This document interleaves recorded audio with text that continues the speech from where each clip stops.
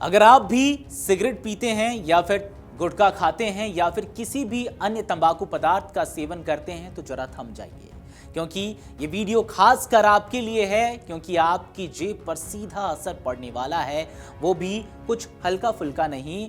अब आपको कई ज्यादा खर्च करने पड़ेंगे इन तमाम पदार्थों का सेवन करने के लिए। हालांकि आपको बता दूं कि तंबाकू का सेवन करना जान के लिए जानलेवा है, हानिकारक है। सिगरेट पीना अब और महंगा क्यों होने जा रहा है? क्या सरकार सिर्फ राजस्व बढ़ाने के लिए तंबाकू पर टैक्स बढ़ा रही है या इसके पीछे कोई बड़ी स्वास्थ्य रणनीति है? 40% जीएसटी के ऊपर अब कितना और टैक्स लगेगा और इसका सीधा असर आम उपभोक्ता की जेब पर कितना पड़ेगा?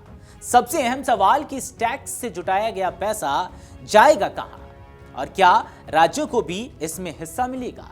इन सभी सवालों के जवाब छुपे हैं केंद्र सरकार की उस नई अधिसूचना में, जिसने तंबाकू उद्योग और धूम्रपान करने वाले दोनों की चिंता बढ़ा दी है। इन तमाम सवालों के जवाब लेकर आया हूं मैं आदर्श शाह इस खास वीडियो में। तो चलिए करते हैं शुरुआत और जानते हैं इन तमाम सवालों के जवाब।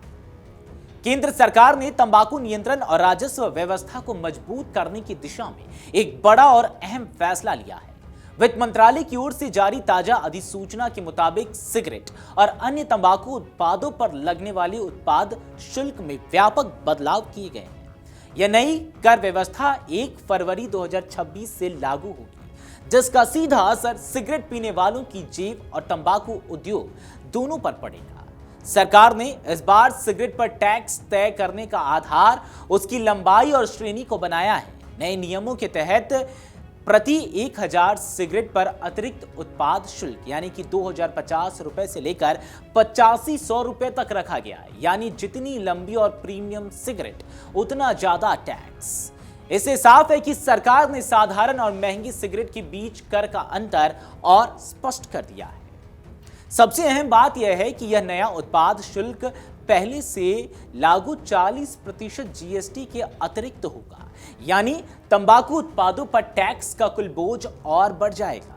हाल ही में संसद में पारित केंद्रीय उत्पाद शुल्क संशोधन विधेयक 2025 के जरिए इस नई व्यवस्था को कानूनी मंजूरी दी गई है। सरकार का कहना है कि इस बदलाव की जरूरत इसलिए पड़ी क्योंकि जीएसटी क्षतिपूर्ति उपकर की समय सीमा समाप्ति होने के बाद राजस्व में कमी आने की आशंका थी।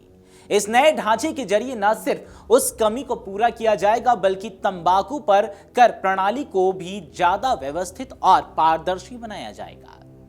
संसद में चर्चा के दौरान वित्त मंत्री निर्मला सीतारमण ने साफ किया कि यह उत्पाद शुल्क कोई उपकर नहीं है।